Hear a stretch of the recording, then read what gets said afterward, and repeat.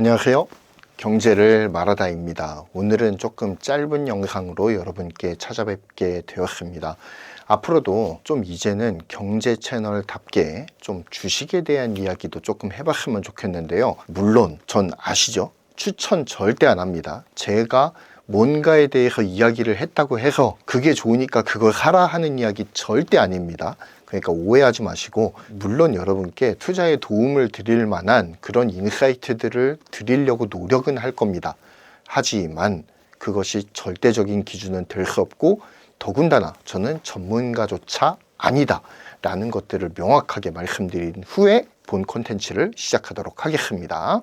오늘은 아마존이 최근 공개한 신형 물류 로봇인 벌컨이라고 하는 것에 대해서 한번 이야기를 해보고자 합니다. 그런데 이 로봇을 보면 단순히 와, 미래야, 미래, 이렇게 말하기 전에 우리는 좀 주식 투자를 하고 계신 분들이 많으시잖아요. 그러니까 우리는 조금 다른 시선에서 이 로봇을 바라보아야 될 필요가 있다라고 생각을 합니다. 자, 로봇이 인간을 대신하는 모습, 어떻게 생각해 보면 이것은 굉장히 우리에게 익숙한 풍경이기도 합니다. 왜냐하면 대한민국이 단위 면적당 생산 환경에서 가장 많이 로봇을 사용하는 국가 중에 하나예요. 그렇기 때문에 우리는 생산 현장에서 로봇팔이 나와서 뭔가를 조립한다든지 그런 것에 대해서 상당히 익숙해져 있는 나라 중에 하나입니다. 공장에서, 주방에서, 심지어는 거실에서까지, 이제는 카페에서까지 동원이 되고 있잖아요. 그렇게 로봇이 광범위하게 사용되고 있는 현장을 보면 대부분의 사람들은 감탄부터 합니다. 와, 진짜 미래가 왔구나. 언제 오나 했는데 지금이 바로 그때구나 라고 생각하기도 해요. 하지만 저는 조금 이렇게 말하고 싶습니다. 로봇이 인간을 대신하는 순간부터 미래는 시작된 것이 아니라 인간의 퇴장이 예고된 것이다. 이렇게 한번 말씀을 드리고 싶어요. 이번에 아마존이 공개한 벌컨이라고 하는 로봇이 대표적인 예라고 저는 생각을 합니다. 이 로봇, 단순히 물건만 집어드는 그런 물류 로봇이 아닙니다. 촉각, 즉 감각을 느끼는 센서가 탑재되어 있어요. 자, 그럼 여기에서 중요한 질문이 생기죠. 감각을 느끼는 로봇이 과연 인간과 뭐가 다를까요? 그리고 이렇게 인간의 노동력을 대체하는 기계에게 협업이라고 하는 이름을 붙이는 것이 과연 진짜 협업인가? 이 질문을 한번 던져보아야 할 것 같습니다. 아마존이 이 벌컨을 소개하면서 인간과의 협업을 굉장히 강조했거든요. 그런데 과연 인간의 감각을 느낀다고 하는 이 벌컨이라는 로봇이 과연 인간을 도와서 인간과 함께 일하는 존재인가? 아니면 인간의 일자리를 뺏는 원흉인가? 이것에 대해서는 한번 진지하게 고민해 볼 수 있어야 된다라고 생각을 합니다. 과연 진짜 벌컨이라는 로봇은 인간과의 협업을 꿈꾸면서 만들어진 로봇일까요? 아니면 그냥 기분 좋은 자기 위안에 불과한 것일까요? 자, 지금 이 영상을 보고 계신 여러분이 휴머니스트라고 하신다면 이 상황이 다소 침울하게 느껴지실 수도 있습니다. 왜냐? 이제까지 인간이 열심히 일해오던 분야인데 이것을 로봇한테 빼앗기고 점거당한다고 생각하니까 괜시리 박탈감이 들기도 하고, 그리고 불안함이 들기도 하는 것이 사실이죠. 하지만 만약 여러분께서 개인 투자자라고 하신다면 이 감성에 오래 머물기는 어려울 것이다 라는 생각이 듭니다. 로봇이 작동하는 순간마다 비용은 줄어들고 이익은 늘어나고 결국 주가가 오를 가능성이 높아지기 때문이죠. 게다가 AI 다음에 주식시장에서의 킥을 로봇으로 보는 경우들이 굉장히 많습니다. 그러니까 실제 생산 현장에 투입이 되어서 코스트를 낮춰주고 이익을 극대화시킬 수 있는 방안이 무엇이냐? 이제까지는 인건비가 싼 국가에 가가지고 그 국가에서 생산해 오는 거였어요. 그런데 지금 그거 다 나가리 되고 있잖아요. 누구 때문에? 그 미국에 있는 돼지 새끼 때문에.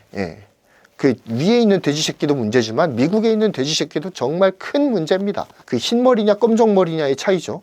그냥 둘 다 또라이예요. 자, 어쨌든 그래서 지금 인간을 활용해서 코스트를 낮출 수 있는 방법은 좀 막히고 있는 게 아니냐라는 생각이 듭니다. 그런 상황에서 로봇이 투입된다.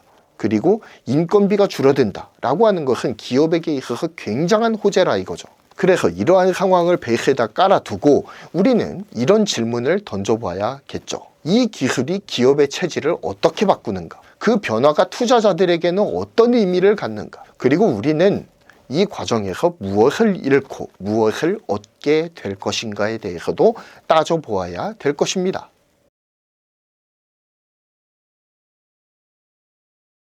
자, 그럼 이제 벌컨의 기능을 좀 더 자세하게 들여다보죠. 이 로봇은 아까 말씀드린 바와 같이 촉각 센서를 장착을 했습니다. 그래서 물체의 압력과 토크를 감지해요. 이게 뭐냐면 단순히 제가 이 마우스를 이렇게 집어 올린다라고 했을 때 어떤 걸 고려해야 될까요? 이게 딱딱한 것인가? 액체인가? 고체인가? 이걸 어느 정도 쥐면은 부서지지 않을까도 판단을 해야겠죠. 그리고 이거의 무게는 얼마 정도 되는가? 내가 어느 정도 힘으로 들어 올리면 이 마우스를 들어 올릴 수 있는가?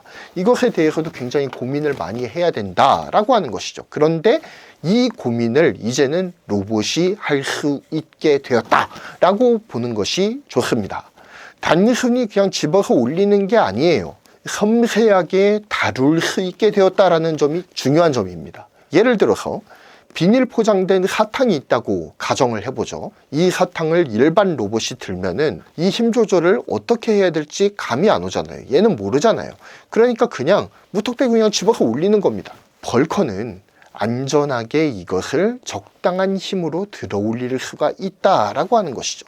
아마존의 설명에 따르면 벌컨은 물류센터에 있는 전체 상품의 약 75% 정도를 처리할 수 있다라고 설명하고 있습니다. 하루 최대 20시간까지 연속 동작할 수가 있습니다. 그러면 이런 질문 하시는 분들 계실 것 같아요. 기계 24시간 계속 풀로 돌리는 거 아니었어요? 그건 아닙니다. 나머지 4시간은 유지보수와 시스템 안정성을 위한 시간으로 할당이 되어 있다고 해요. 그러니까 이 4시간 동안 뭐 업데이트도 하고 그리고 정비도 하고 그렇게 하는 것이죠. 자, 이건 오히려 기술적 효율성과 안정성을 위한 최적의 전략이다 라고 설명을 하고 있습니다. 아마존은 벌컨을 인간 근로자와 협업하는 구조로 설계를 했다라고 설명하고 있습니다. 벌컨이 높은 선반이나 낮은 바닥에서 꺼내기 힘든 물건을 꺼내는 등 힘든 작업을 대신해 주고요. 근로자는 보다 편안한 자세에서 창의적이고 고부가 가치 업무에 집중할 수 있도록 도와주는 것이죠. 이게 뭐 좋게 말하면 돕는 거고 나쁘게 말하면 인간의 일자리가 로봇으로 대체된다 라고 할 수가 있겠습니다. 하지만 여기서 끝이 아니죠. 벌컨과 같은 로봇의 도입은 새로운 일자리도 만들어냅니다. 로봇의 유지 보수라든지 시스템 운영이라든지 데이터 분석과 같은 이런 기술 기반의 직무가 늘어날 수밖에 없어요. 거기에다가 이 물류라고 하는 것은 굉장히 세밀한 데이터를 만지는 굉장히 데이터 집약적인 그러한 산업이라고 볼 수가 있는데요. 로봇이 이렇게 허드렛 일들을 처리를 해주면 이 처리를 한 데이터 값을 불러와서 이 로봇이 어떤 것을 주로 처리했는가를 살펴보면 지금 어떤 물품이 잘 나가고 있구나 라는 것들을 뽑아내서 그 물품을 집중적으로 마케팅을 할 수가 있겠죠. 그런 쪽으로 이제 연결이 되는 겁니다. 이렇게 되면은 인간과 로봇의 협업이 맞는 말이 되는 거예요. 데이터 기반, 기술 기반의 일들이 굉장히 일자리들이 많이 늘어나게 될 것이다. 게다가 이렇게 벌컨과 같은 굉장히 세밀하게 동작하는 동작 센서 그리고 촉감 센서까지 갖추고 있는 굉장히 세밀한 로봇을 효과적으로 운영하기 위해선 뭐가 필요할까요? 바로 소프트웨어가 필요합니다. 그런데 우리가 한번 잘 생각해 보자고요. 소프트웨어를 장악한 기업이 하드웨어까지 장악하는 경우가 굉장히 많았어요. 한번 잘 생각해 보시기 바랍니다. 애플이 아이폰이라고 하는 플랫폼을 만들었죠. 그리고 그 플랫폼에서 사용할 수 있는 수만, 5만 가지 소프트웨어들이 발표가 되기 시작합니다. 그야말로 소프트웨어와 하드웨어가 같이 이렇게 진행을 하게 된 것이죠. 아직도 아이폰은 스마트폰의 최강자로 이름을 날리고 있잖아요. 아무리 AI가 득세를 한다고 하더라도, 아무리 갤럭시가 기계 안에 온 디바이스 AI를 넣는다라고 하더라도 아이폰의 마진을 따라올 수가 없잖아요. 한 가지 예를 더 들어보죠. 엔비디아를 예로 들 수가 있습니다. 그래픽카드를 개발을 하죠. 그러면서 GPU라고 하는 포지션을 선점을 했습니다. 그리고 쫙 뿌리죠. 이미 GPU 시장은 엔비디아가 장악을 하는 상황입니다. 하지만 AMD의 추격도 거세게 다가왔죠. 그러자 엔비디아가 뭘 합니까? 쿠다를 만들잖아요. 엔비디아의 GPU를 좀 더 효과적이고 원활하게 돌아갈 수 있게끔 만드는 그런 명령어 세트인 쿠다를 만들지 않습니까? 그 쿠다와 엔비디아 GPU의 조합이 굉장히 조화롭게 성장을 이루면서, 그리고 이 쿠다의 공적은 또 어디에서도 나타나죠? 바로 AI 가속기에서도 연결되어서 나타나게 되는 것입니다. 그러니까 소프트웨어를 장악한 기업이 하드웨어까지 붙잡고 있으면 이 둘이 시너지를 일으키면서 세계 정복급의 임팩트를 드러내게 되는 경우들이 왕왕 있었다, 이겁니다.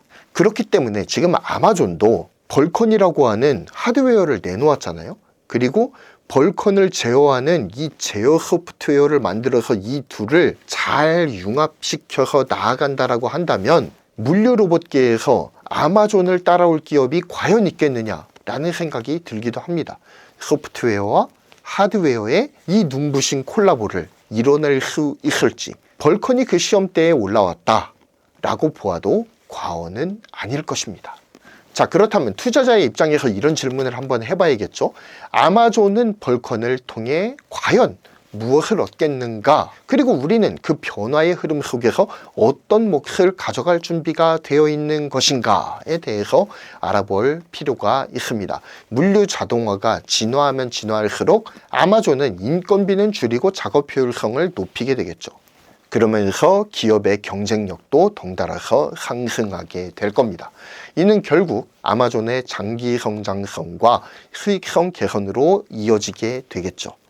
그리고 글로벌 물류 시장에서도 경쟁사를 압도하는 우위를 점하는 핵심 요소가 될 수 있겠다라는 생각이 듭니다.